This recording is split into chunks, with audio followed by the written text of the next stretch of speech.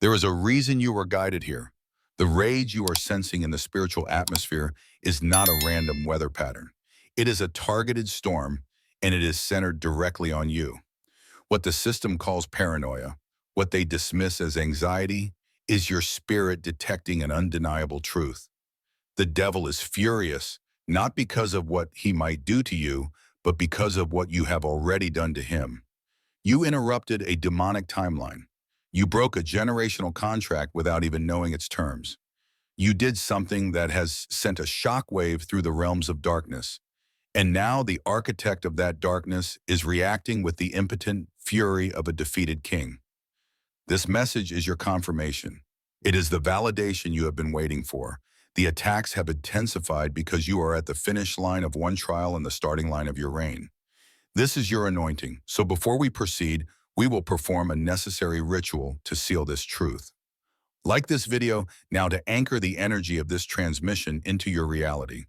Subscribe to this channel to formally join the collective of those who carry the same signature of victory. In the comments, type the divine code 77 to signal to the heavens that you are awake, aware, and in active agreement with your assignment. Finally, let this video play again in the background. When it is finished, allow the frequency of these words to recalibrate your subconscious and saturate your spirit with the unshakable truth of your power, confirming your acceptance of what is rightfully yours. Chapter 1. The signature of his fury. The anger directed at you is not general. It is specific. It is a signature as unique and personal as a fingerprint. This is not the broad, ambient rage the enemy holds for all of creation.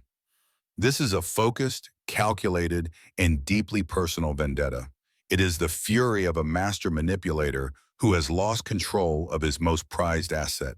You were meant to be a masterpiece of brokenness, a living testament to his power to corrupt and destroy.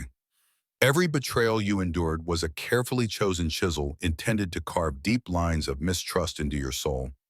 Every word of condemnation spoken against you was a hammer blow intended to shape you into an effigy of despair, a statue of hopelessness that others would look upon and lose their own faith. The loneliness was not an accident. It was a curated isolation chamber, a sensory deprivation tank designed to amplify his whispers until they became the only reality you could perceive, the only voice you trusted. But you did something that shattered the mold. At a critical juncture, in a moment you may not even consciously recall, you defied the blueprint.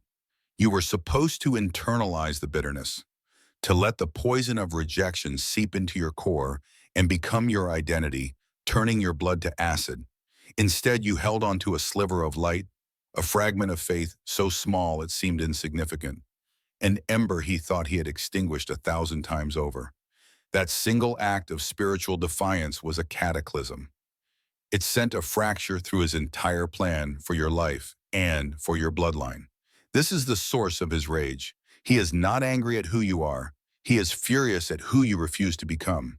His fury is the tantrum of an artist whose clay refused to be misshapen. In the coming days, you will feel this fury manifest in strange ways. It will come through the sudden resentment of those who once praised you.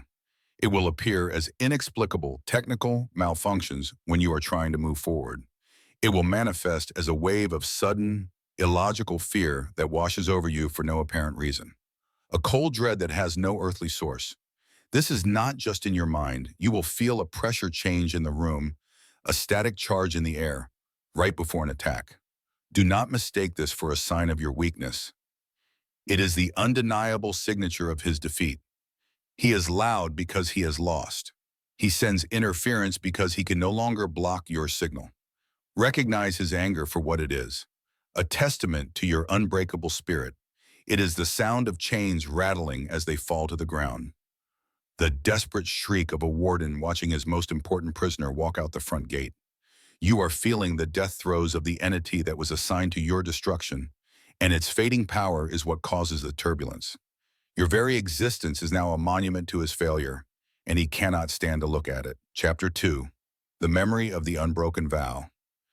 To understand what you did, you must understand the vow you made. This was not a vow spoken with your mouth. It was a vow sealed in your spirit. Forged in the silent crucible of your darkest night, it happened at your lowest point. the moment the system had engineered to be your absolute breaking point. This was the crossroads.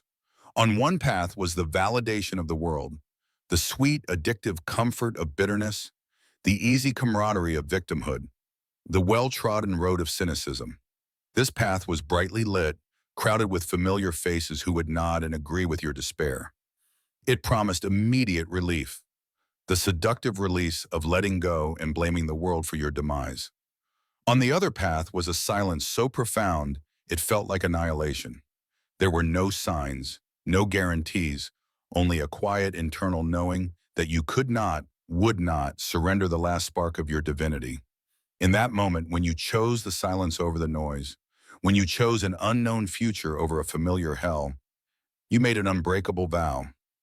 You chose God over the world, even when God felt like an abstraction and the world felt like the only thing that was real. This decision did not feel powerful. It felt like the last gasp of a dying hope. It felt like resignation, like the quiet surrender of a soldier who has no fight left. But in the spiritual realm, it was a thunderclap. It was an act of supreme authority. You declared through your endurance that your soul was not for sale. You declared that the pain inflicted upon you would not become the lens through which you viewed your life. This vow is the reason for your preservation. The periods of intense isolation you endured were not a punishment. They were a sacred quarantine. Heaven had to hide you while this vow integrated with your spirit, shielding you from the voices that would have called you a fool. The world would have tried to persuade you, to mock you, to contaminate the purity of that decision with logic and reason. So you were made invisible. You were made to feel like a ghost in your own life, so that the vow could become your new skeleton, the unbreakable framework upon which your new reality would be built. Now you can feel that framework inside of you. It is a profound and unshakable calm in the center of the storm. It is a quiet confidence that does not need external validation. It is the memory of that unbroken vow, and it is the very thing that makes the enemy powerless against you. He can no longer find a crack in your foundation to pour his poison into, because the foundation is no longer made of your experiences. It is made of your decision. Chapter 3, the weaponization of your purity. The enemy's primary target was always your purity. This does not mean your innocence in the worldly sense. It means your core, uncorrupted essence, your childlike faith, your innate belief in goodness, your capacity to love after being wounded. This was the divine technology he had to dismantle. For years, the system attempted to use this purity against you. They reframed your kindness as naive. They painted your trust as foolishness. They used your empathy as a lever to manipulate and drain you, hoping you would learn their lesson. That in a cruel world, a soft heart is a liability, a fatal flaw. This strategic campaign of indoctrination was subtle and pervasive. It was the condescending advice from elders to be more realistic, the cynical narratives in movies that glorified the hardened anti-hero, the educational system that rewarded rote memorization over intuitive wisdom. People were sent to you specifically to exploit this purity. They saw your light as a resource to be consumed, a wealth from which they could drink without consequence. They would feast on your compassion, on your willingness to see the best in them, and then discard you, leaving you to believe that your best qualities were the source of your greatest pain. This was a strategic campaign to make you hate the God-given parts of yourself. The goal was to force you to build walls around your heart, to become cynical, guarded, and suspicious, to trade your divine nature for a worldly survival mechanism. The fury of the devil is rooted in the fact that this campaign failed spectacularly. What he intended as your greatest weakness, God has weaponized into your greatest strength. The moment you chose to keep your heart open, despite all the evidence that it was unsafe, was the moment your purity was alchemized into a spiritual shield.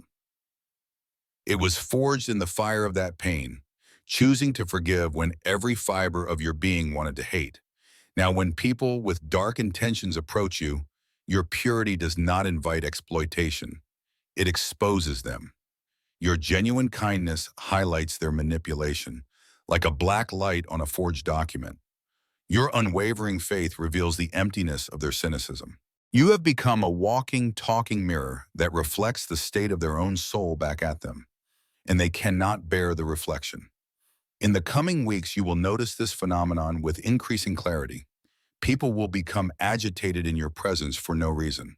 They will project their own insecurities onto you, accusing you of being self-righteous or judgmental, when all you are doing is existing in your truth. This is the weapon in action. Your purity has become a passive, powerful force that sorts environments and dismantles demonic agendas without you having to say a word. The very quality they tried to beat out of you is now the silent force that commands rooms and dismantles lies. Chapter 4. The Collapse of the False Timeline. You did not justify a plan, you collapsed a timeline. The system, under the enemy's direction, had constructed a very specific future for you. This timeline was built on the foundation of your trauma and reinforced by the expectations of those around you. It was a detailed projection, a demonic prophecy. It had scheduled points of failure, a specific age for your public breakdown, a relationship that was meant to be your ruin, a soulmate who was actually a soul trap designed to drain your destiny. It included the career path that would lead to a dead end of quiet desperation and the addiction that was supposed to take hold and never let go, ensuring you were too numb to hear God's call. Your life was meant to be a predictable trajectory of decline, a cautionary tale whispered in your family and community. But your refusal to surrender your unbroken vow was a paradox the timeline could not compute. It was an anomaly that the system's logic could not resolve, a variable it had no value for. So the timeline shattered. The life you are living now is taking place in the debris of that collapsed future. This is why you often feel so disoriented, as if you are living outside of time. It explains the intense periods of déjà vu, the strange synchronicities, the feeling that you have narrowly averted a disaster you cannot name. You are walking through the ghost architecture of a life that was meant to destroy you, seeing the spectral afterimages of accidents you were never in. This collapse is the reason for the chaos that has recently surrounded you. The enemy is frantically trying to build a new timeline of failure from the wreckage of the old one. He is throwing old patterns, old people, and old fears at you, hoping to drag you back into the rubble and force you onto a new path of ruin. This is why you will see faces from your past reappear with tempting but toxic offers. This is why old, healed wounds may suddenly ache again.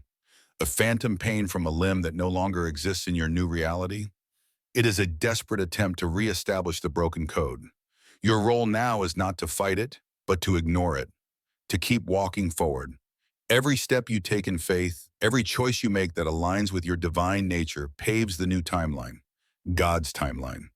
This one is not built on your trauma. It is built on your victory. You can feel it. It feels like potential. It feels like peace, even amidst external chaos.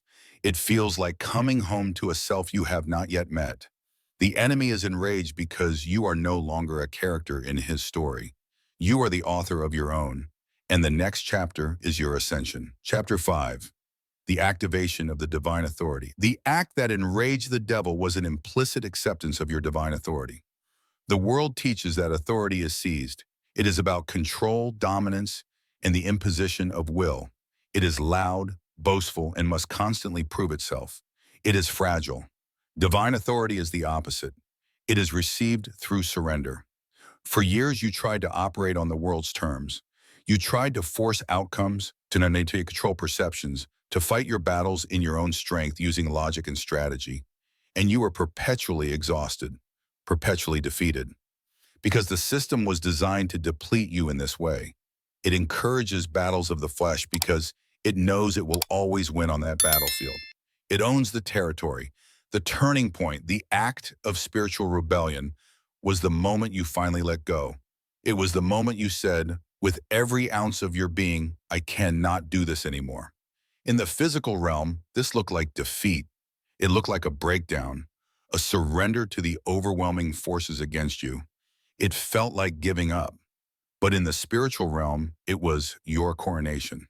The moment you surrendered your will, you created a vacuum that could only be filled by the will of God. The moment you stopped fighting for control, you allowed divine order to take over. You gave God the authority to fight for you, to move the pieces on the board you could not even see. This is a power the enemy cannot comprehend, because it is not rooted in aggression, but in trust. He does not know how to fight someone who is not fighting back. He does not know how to defeat someone whose power source is an infinite loving intelligence. This activated authority is why your presence is now so disruptive to low vibrational energies.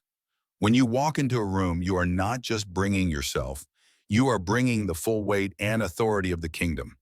Your silence in the face of provocation is no longer weakness. It is a declaration of sovereign power. Your peace in the midst of turmoil is not detachment. It is an active spiritual weapon that starves chaos of the fear it needs to survive. The next test will involve the enemy trying to bait you back into the old way of operating.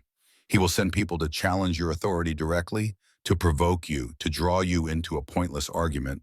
It will be cleverly disguised as a need for accountability or a chance to clear your name. They will want you to justify yourself, to defend your peace, to engage in a battle of egos. Do not take the bait. Your authority does not need to announce itself. It simply is. Your refusal to engage is the ultimate exercise of that power. A silent checkmate he will never see coming. Chapter 6.